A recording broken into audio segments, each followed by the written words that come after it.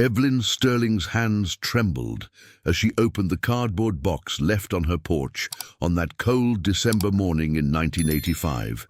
Inside, wrapped in a thin blanket, was a beautiful black baby boy who couldn't have been more than a few days old. Attached to his blanket was a note that would change both their lives forever. His name is Marcus. Please keep him safe from them. They can never know he exists. Evelyn, a 70-year-old retired teacher living alone in rural Alabama, had no idea that this abandoned infant was actually the secret heir to one of America's most powerful crime families. She didn't know that his birth mother had fled in terror, or that dangerous men were already searching for the child who could inherit billions in illegal empire. All Evelyn knew was that a helpless baby needed her protection. 35 years later, Marcus Sterling had become one of the most influential men in America, a billionaire tech mogul, philanthropist, and secretly the most powerful crime boss on the East Coast. But when Evelyn's past finally caught up with them, Marcus would discover that the woman who saved his life had been hiding the most shocking secret of all. To witness this incredible story of hidden identities and family secrets, make sure to subscribe and hit the notification bell. Share in the comments where you're watching from as we work together toward our goal of 1,000 subscribers. Evelyn Sterling had been living alone in her small farmhouse outside Montgomery, Alabama, for 15 years, since her husband Harold passed away. At 70, she'd settled into a quiet routine of tending her garden, reading mystery novels, and volunteering at the local church. She had no children of her own, a source of lifelong sadness, and her only family was a distant niece in California who called twice a year. That December morning started like any other. Evelyn was preparing her morning coffee when she heard a strange sound from her front porch, not quite crying, but a soft whimpering that made her heart skip a beat. When she opened the door, she found the cardboard box with the baby inside. The infant was beautiful, with large dark eyes and perfect features, but he was clearly cold and hungry. The note attached to his blanket was written in elegant handwriting. His name is Marcus. Please keep him safe from them. They can never know he exists.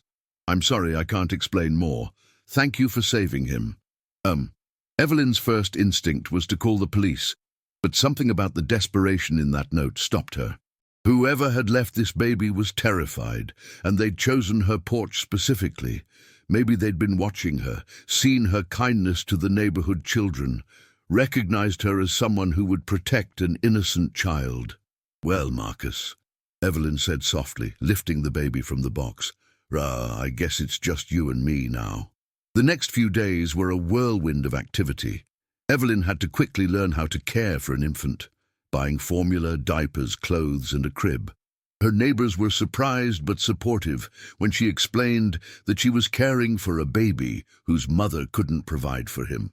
In 1985, rural Alabama, questions about race and adoption were complicated, but Evelyn's reputation as a kind Christian woman helped smooth over any potential issues. "You sure you can handle raising a baby at your age?" asked her neighbor, Betty Morrison, as she helped Evelyn set up the nursery. "The age is just a number," Evelyn replied firmly. "This child needs love and stability, and I have plenty of both to give." What Evelyn didn't know was that Marcus wasn't just any abandoned baby. He was the secret son of Vincent Castellano, head of one of New York's most powerful crime families, and Dr. Sarah Williams, a brilliant surgeon who had been Vincent's mistress.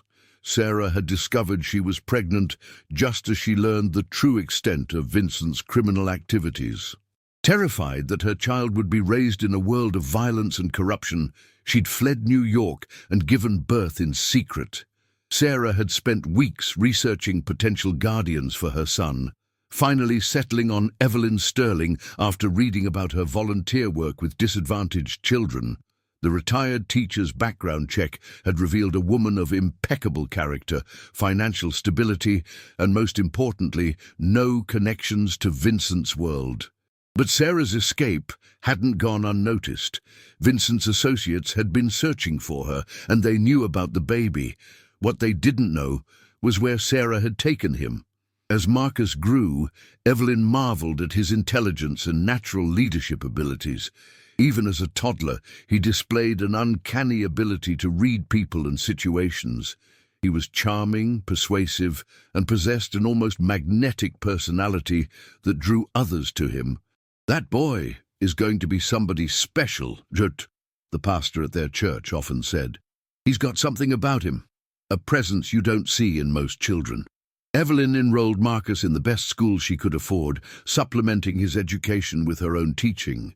She encouraged his love of reading, his fascination with technology, and his natural business instincts.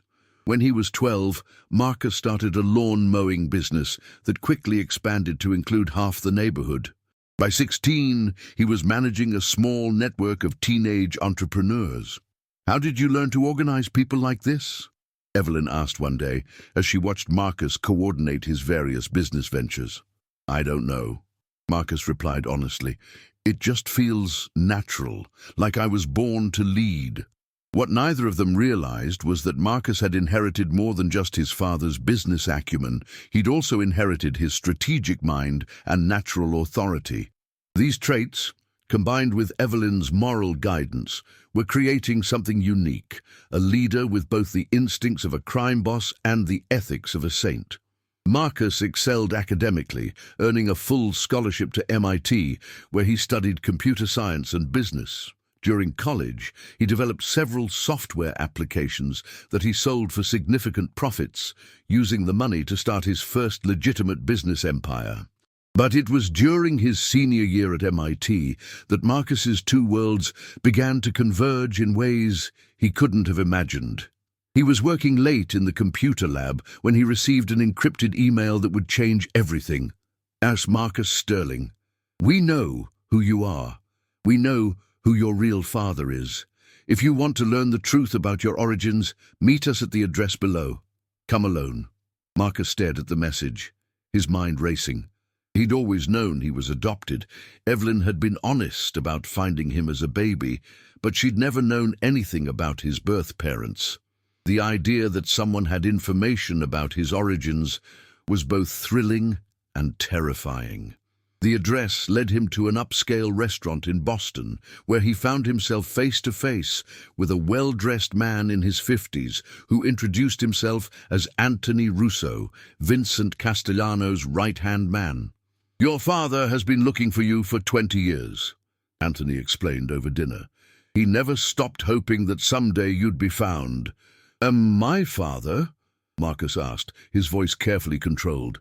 "Vincent Castellano, head of the Castellano crime family, one of the most powerful men on the East Coast." Anthony studied Marcus's reaction.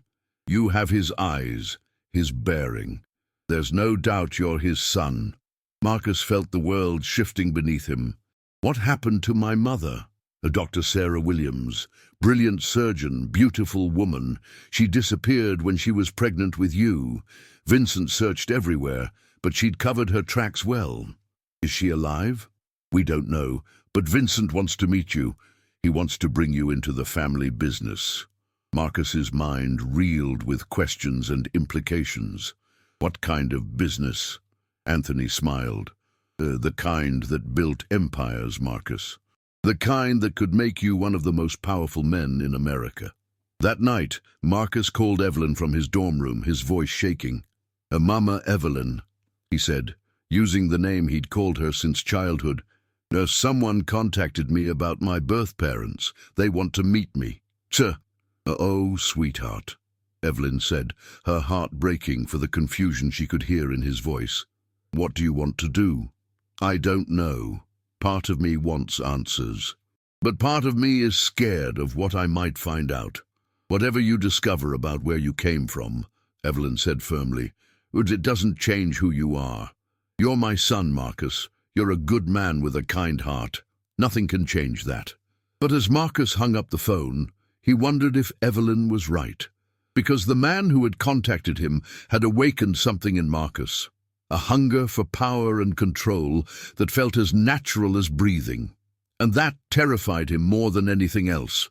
Marcus spent 3 sleepless nights wrestling with Anthony Russo's revelation before making his decision. He would meet Vincent Castellano, but on his own terms. He arranged the meeting for a public restaurant in Manhattan, and he came prepared with research he'd conducted using his considerable computer skills. Vincent Castellano was not what Marcus had expected. The 60-year-old man who rose to greet him was distinguished, well-dressed, and carried himself with the quiet confidence of someone accustomed to absolute authority. But it was the emotion in Vincent's eyes, a mixture of joy, relief, and overwhelming love, that caught Marcus off guard. "My son," Vincent said simply, his voice thick with emotion. "After all these years." Marcus studied his biological father's face, seeing his own features reflected back at him. "Mr. Castellano." "Vincent, please, or Papa, if you're comfortable with that." Vincent gestured to the chair across from him. "Thank you for coming. I wasn't sure you would." As they talked, Marcus found himself drawn to Vincent's intelligence and charisma. The man was clearly brilliant, with a strategic mind that had built and maintained a criminal empire for decades. But Marcus also sensed the darkness beneath the surface, the capacity for violence that came with Vincent's world. "Tell me about my mother," Marcus said. Vincent's expression softened. "Sarah was extraordinary. Brilliant, compassionate, beautiful. She saved my life once, literally, performed emergency surgery after I was shot. I fell in love with her intelligence first, then everything else." "What happened between you?" "She discovered the full extent of my business activities. She was horrified, said she couldn't raise a child in that world. I tried to convince her that I could protect both of you, but she was terrified." Vincent's voice grew heavy with regret. She disappeared one night. I searched for years, but she'd planned her escape perfectly." "Do you know what happened to her?" "We found records showing she died in a car accident 3 years after you were born." "I'm sorry, Marcus. I wish I had better news." Marcus absorbed this information, feeling a complex mix of grief for a mother he'd never known and gratitude for the woman who had raised him. "Why are you telling me this now?" Marcus asked. "Because you're my heir," Vincent said simply. "Everything I've built, everything I control, it's all meant for you.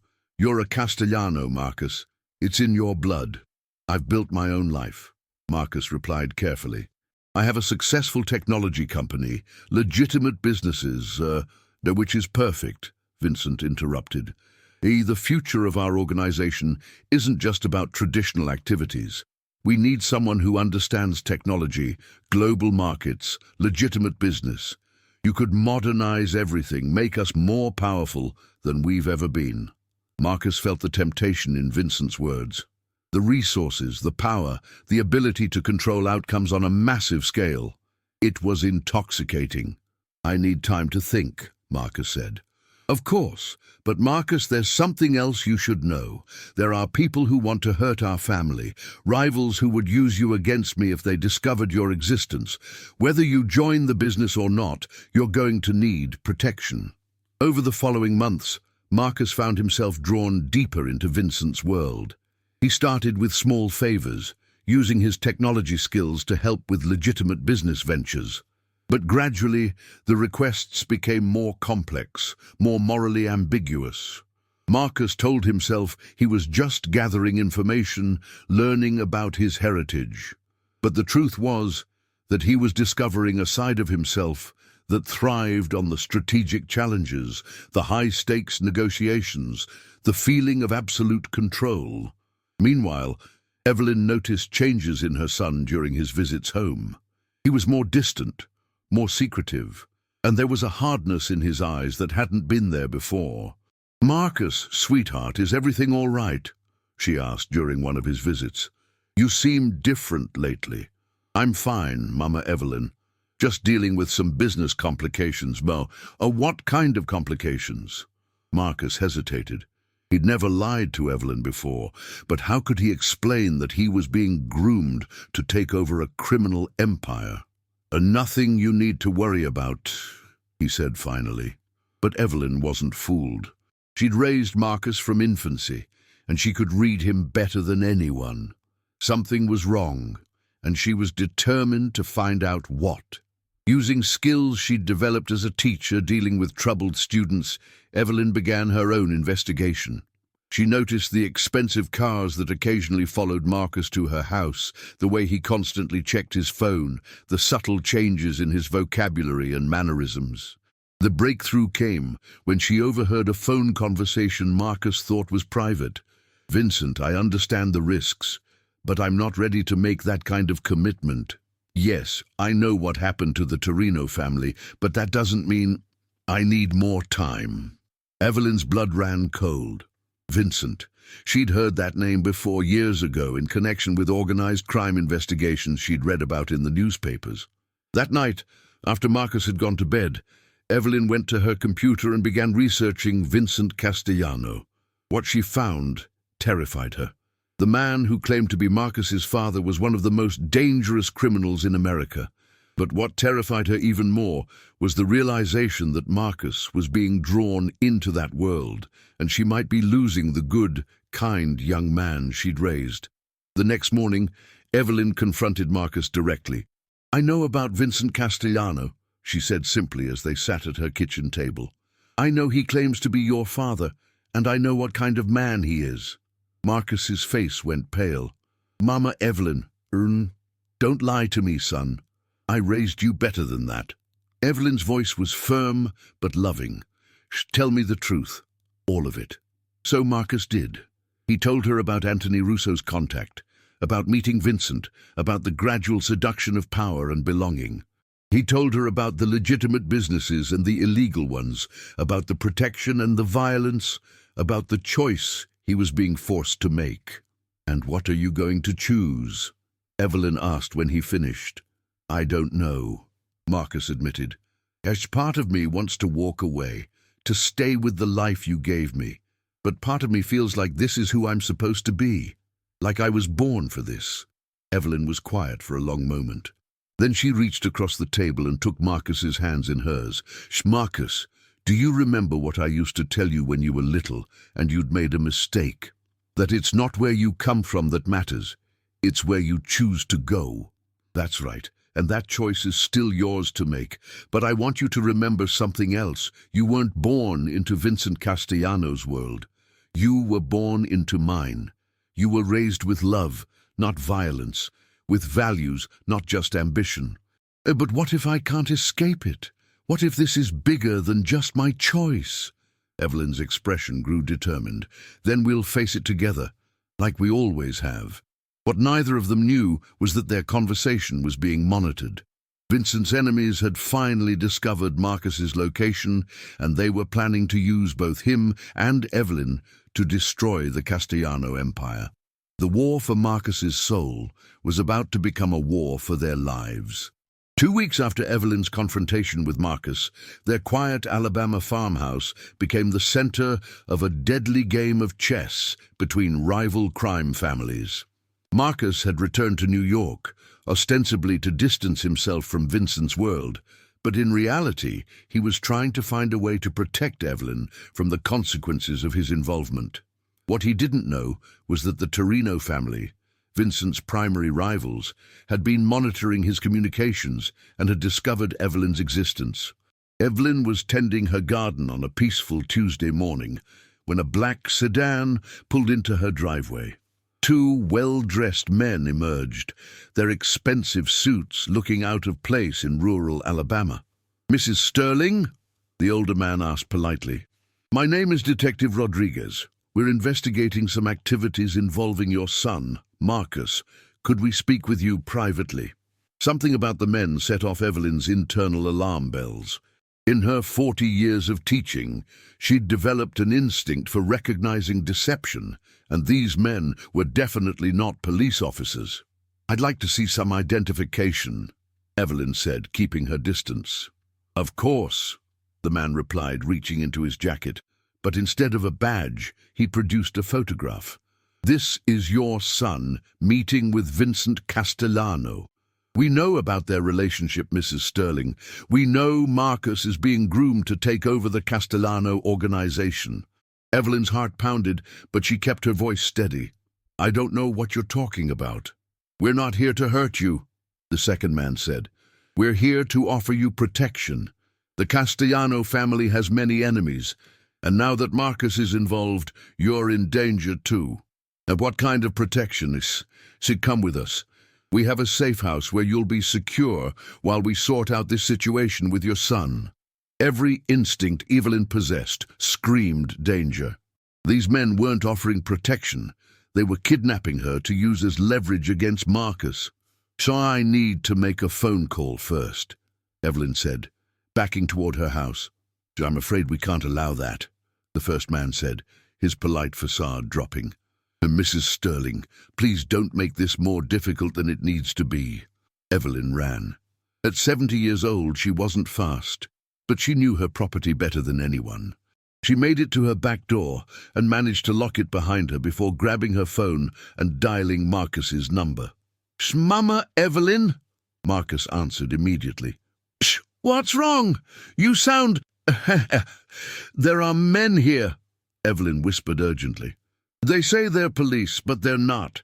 They know about you and Vincent. They want to take me somewhere." Marcus's blood turned to ice. "Lock yourself in the bathroom. I'm calling Vincent right now." "Is Marcus?" "No. E.g. Mama, listen to me. These aren't random criminals. They're professionals, and they're using you to get to me. Vincent's people are the only ones who can help us right now."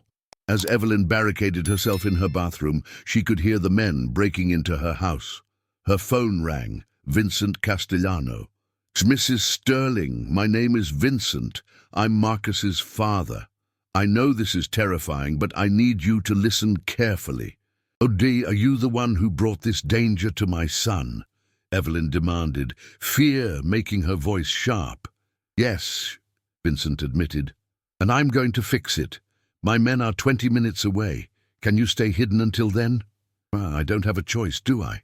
"Mrs. Sterling, Evelyn, I know you have no reason to trust me, but I love Marcus as much as you do, and I will not let anyone hurt the woman who raised my son." For the next 20 minutes, Evelyn listened to the men searching her house, getting closer to her hiding place.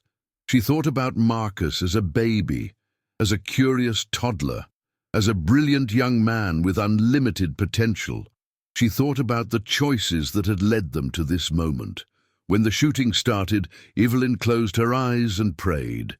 Vincent's men were professionals. The confrontation was brief, decisive, and left no doubt about the outcome. When the bathroom door finally opened, Evelyn found herself face to face with a woman in her 30s, with kind eyes and a reassuring smile. "Mrs. Sterling, I'm Sophia Romano. I work for Vincent. You're safe now. The men who were here, they won't be bothering anyone again." An hour later, Marcus burst through Evelyn's front door, his face a mask of fury and fear. He swept his adoptive mother into his arms, holding her tightly. "I'm so sorry," he whispered. "This is all my fault." "No," Vincent said, entering behind Marcus. "It's mine." Dee. Evelyn found herself face to face with the man who had turned her son's life upside down. Vincent Castellano was exactly as she'd imagined, powerful, dangerous, but also carrying himself with a weight of responsibility and genuine remorse. "Mrs. Sterling," Vincent said formally, "I owe you an apology and a debt I can never repay. You saved my son's life, raised him to be a man of honor, and now you've been endangered because of my world." "Your world that you're trying to pull him into," Evelyn said sharply. "Yes," Vincent admitted. But after today I realized that was a mistake." Marcus looked between them, confused. "What do you mean?" Vincent turned to his son. "Marcus, I've spent months trying to convince you to join my organization because I thought it was your birthright. But watching Mrs. Sterling's courage today, seeing the kind of woman who raised you, I understand something I didn't before." "What's that?" "You don't need my world to be powerful. You already are powerful, in ways that matter more than money or territory. You have something I've never had, a moral compass that was forged by love, not fear." Evelyn studied Vincent's face, looking for deception but finding only sincerity. "So what happens now?" she asked. "Now I make sure you're both safe," Vincent said. "The Torino family declared war when they came after you, but this war ends with them, not with Marcus joining my organization." "And after that?" Marcus asked. Vincent smiled sadly. "After that, you go back to your life. You build your technology empire. You change the world in your own way, and you take care of the woman who made you the man you are." "But you're my father," Marcus said, and Evelyn could hear the conflict in his voice. "Biologically, yes." "But she's your parent," Vincent replied, nodding toward Evelyn. "And I'm grateful to her every day for giving you something I never could, a childhood filled with love instead of violence." As the three of them stood in Evelyn's living room, surrounded by evidence of the violence that had invaded their peaceful world, Evelyn realized that the most important battle wasn't between crime families. It was the battle for Marcus's soul, and she was determined to win it. 3 months after the attack on Evelyn's farmhouse, Marcus stood in the boardroom of Sterling Technologies, his legitimate business empire, facing the most important decision of his life. On the table before him lay 2 contracts that would determine not just his future, but the future of everyone he loved. The first contract was from Vincent Castellano, a formal agreement that would make Marcus the heir to a criminal empire worth billions, with power that extended from New York to Las Vegas, from legitimate businesses to underground operations that controlled significant portions of the East Coast's economy. The second contract was from the FBI, a cooperation agreement that would allow Marcus to help them dismantle the Castellano organization in exchange for immunity and protection for both him and Evelyn. "So you don't have to decide today," said Agent Sarah Chen, the FBI's lead investigator on the Castellano case. "But we need an answer soon. Vincent's war with the Torino family is escalating, and innocent people are getting caught in the crossfire." Marcus looked out the window of his Manhattan office, thinking about the journey that had brought him to this moment. In the 3 months since the attack on Evelyn, he'd been living in a strange limbo, officially part of Vincent's world, but not fully committed to it, helping with legitimate business ventures while staying away from anything overtly criminal. Vincent had kept his word about protecting Evelyn. She was now living in a secure apartment in Atlanta, with round-the-clock security that she didn't even know about. Vincent's people had also quietly eliminated the remaining Torino threats, ending the immediate danger to Marcus's family. But the larger question remained: what kind of man did Marcus want to be? "Agent Chen," Marcus said finally, "Rose, if I cooperate with your investigation, what happens to Vincent?" "He'll face federal charges for racketeering, money laundering, and conspiracy. Given his age and the evidence we have, he's looking at life in prison." Marcus felt a stab of pain at the thought. Despite everything, he'd grown to care for Vincent over the past months. The man was undeniably a criminal, but he was also intelligent, charismatic, and genuinely loved Marcus in his own complicated way. "And if I don't cooperate, then you become complicit in his crimes. Eventually you'll face the same charges he does." Marcus's phone buzzed with a text from Evelyn. "Whatever you decide, I'm proud of the man you've become. Love, Mama."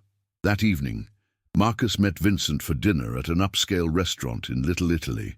It had become their weekly tradition, a chance to talk about business, family, and the complex relationship they were still building.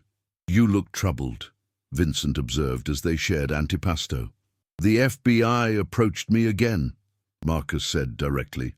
"They want me to testify against you." Vincent nodded slowly. "I've been expecting this." "What did you tell them?" "That I needed time to think." "And what are you thinking?" Marcus studied his biological father's face. "I'm thinking that I love you, but I can't become you." Vincent was quiet for a long moment. "Tell me about Mrs. Sterling, about Evelyn. What was it like growing up with her?" The question caught Marcus off guard. "Why do you want to know?" Because I want to understand what I missed, what she gave you that I couldn't. The Marcus thought about his childhood with Evelyn, the bedtime stories, the help with homework, the way she'd celebrated every achievement and comforted every disappointment. She taught me that strength doesn't come from making people fear you, Marcus said slowly. It comes from making them trust you. She showed me that real power is the ability to help others, not hurt them. And you think I can't understand that? I think you understand it intellectually, but you've never lived it. Your world is built on fear and violence, even when it's dressed up in expensive suits and legitimate businesses. Vincent leaned back in his chair. You're right, and that's why I'm going to make this easy for you. What do you mean? Vincent reached into his jacket and pulled out a letter. This is my resignation from all family business activities, effective immediately. I'm turning control of the organization over to my lieutenant, Anthony Russo, and I'm retiring to Italy. Marcus stared at the letter in shock. You're giving up everything? And I'm giving up a life that would destroy the son I love, Vincent corrected.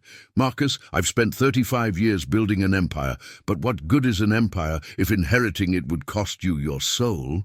But your organization, your people, which will survive without me. They always have. Vincent smiled sadly. Besides, I'm 60 years old and tired of looking over my shoulder. Maybe it's time I learned what it means to live without fear. Marcus felt tears welling up in his eyes. Vincent, you don't have to do this for me. Yes, I do, because that's what fathers do. They sacrifice for their children. Evelyn taught me that, even if she doesn't know it.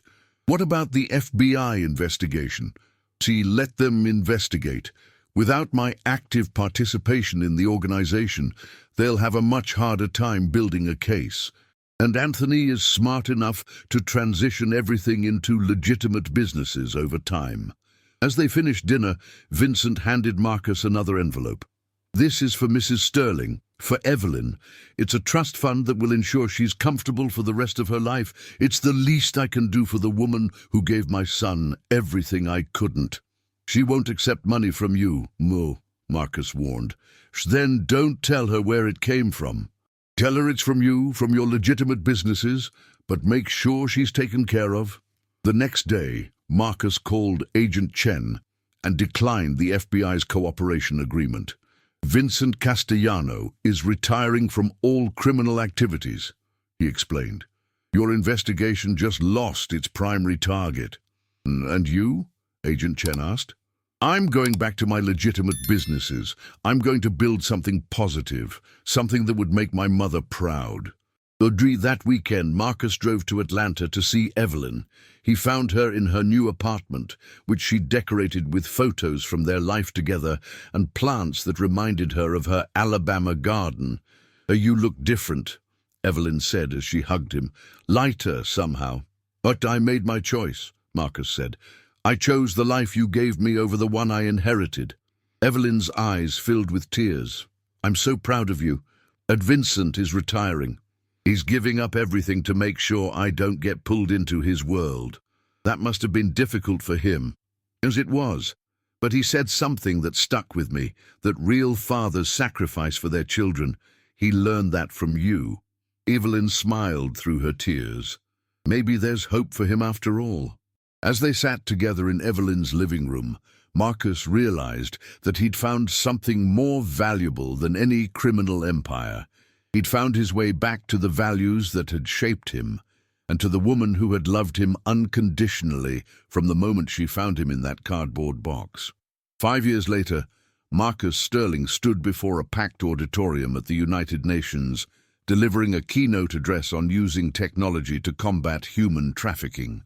His company, Sterling Technologies, had become a global leader in developing software that helped law enforcement agencies track and rescue victims of modern slavery. In the front row sat Evelyn, now 80 years old but still vibrant and proud, wearing the pearl necklace Marcus had given her for her birthday. Beside her sat Vincent Castellano, who had indeed retired to Italy and spent his time writing memoirs that would never be published and tending a vineyard in Tuscany. The two had become unlikely friends over the years, bonded by their shared love for Marcus and their mutual respect for each other's sacrifices. Vincent visited Evelyn whenever he was in the United States, and they often spent hours sharing stories about Marcus's childhood and achievements. "Ladies and gentlemen," Marcus said from the podium, "and 5 years ago, I stood at a crossroads. I could have chosen a path that would have made me wealthy and powerful in all the wrong ways. Instead, I chose to honor the woman who raised me and the values she instilled in me." He looked directly at Evelyn. "My mother taught me that true strength comes from lifting others up, not tearing them down.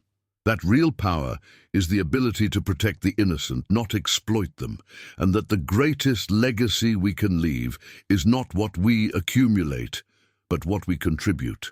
The audience erupted in applause, but Marcus's attention was focused on Evelyn's proud smile and the tears of joy in her eyes. After his speech, Marcus was approached by Dr. Sarah Martinez, the director of the UN's Anti-Trafficking Initiative. "Mr. Sterling, your technology has already helped us rescue over 3,000 victims worldwide, but I understand you have an even more ambitious project in development?" "Yes," Marcus replied. "We're launching the Sterling Foundation next month. It will provide comprehensive support for trafficking survivors, medical care, education, job training, and long-term assistance to help them rebuild their lives." "That's incredible. What inspired such a comprehensive approach?" Marcus glanced toward Evelyn and Vincent, who were deep in conversation with other attendees. "I was abandoned as a baby and found by a woman who had every reason to turn me over to authorities. Instead, she chose to love me, protect me, and give me every opportunity to succeed. I want to do the same for others who need a second chance." That evening, the three of them had dinner at a quiet restaurant overlooking Central Park. The conversation was warm and familial, with Vincent sharing stories from his vineyard and Evelyn updating them on her volunteer work with literacy programs in Atlanta. "Marcus," Vincent said as they shared dessert, "I have something to tell you both." "What's that?" Marcus asked. "I've been working with federal authorities for the past 2 years, providing information about other criminal organizations. Not my former associates. I would never betray them. But their competitors and enemies." Evelyn looked surprised. "Why?" "Because Marcus showed me that redemption is possible at any age. I can't undo the harm I caused over the years, but I can try to prevent others from causing similar harm." "That's dangerous," Marcus said, concerned. "Everything worthwhile is dangerous," Vincent replied with a smile.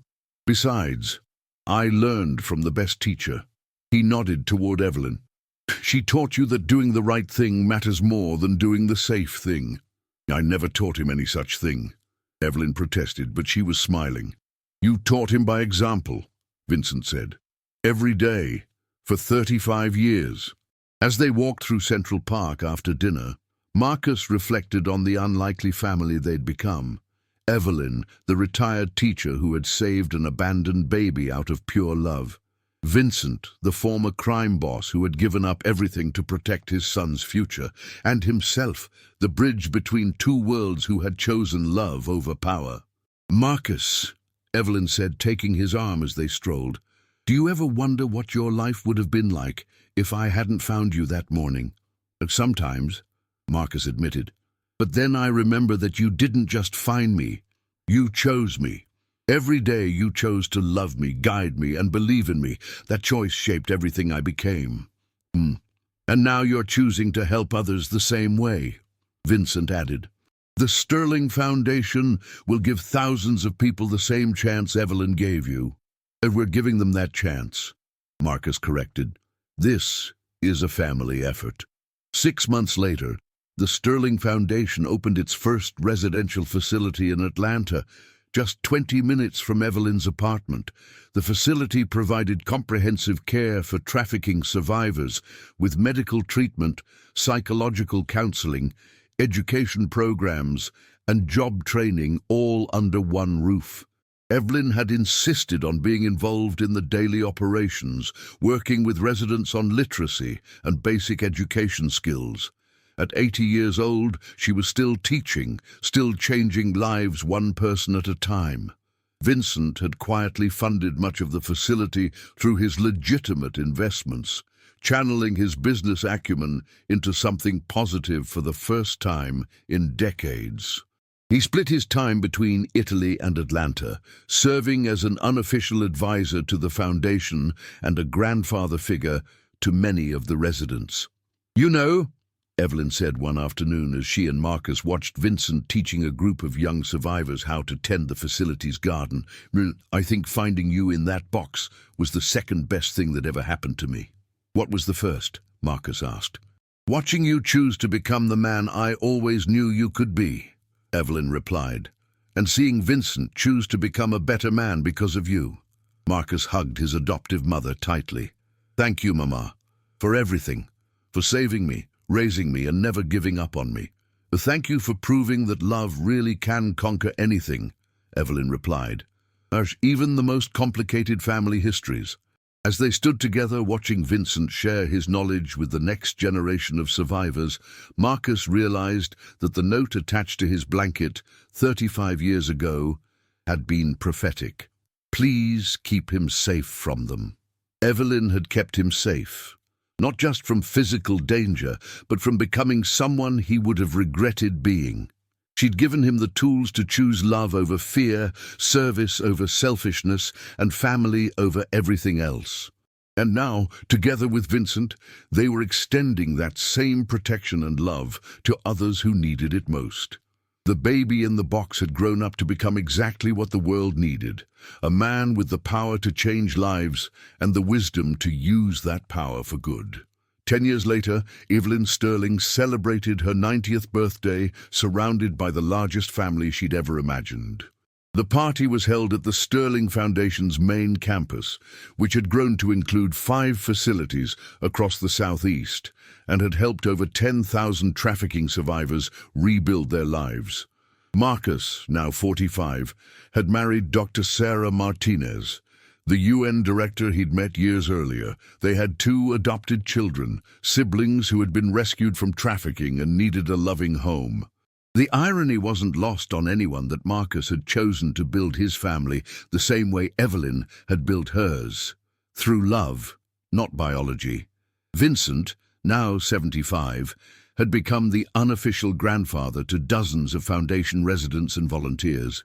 His transformation from crime boss to philanthropist had become legendary in certain circles, though he preferred to stay out of the spotlight. "Speech! Speech!" called out one of the foundation residents as Evelyn prepared to cut her birthday cake. Evelyn looked around at the faces surrounding her.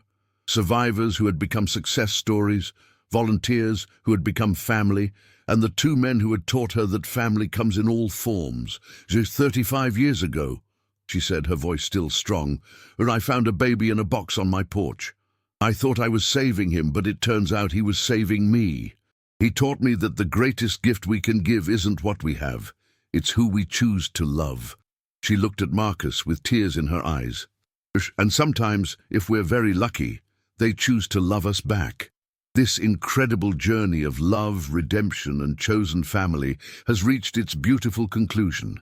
If this story touched your heart, please show your support by liking and sharing it with someone who believes in the power of love to transform lives. New stories of hope, family, and second chances are coming soon.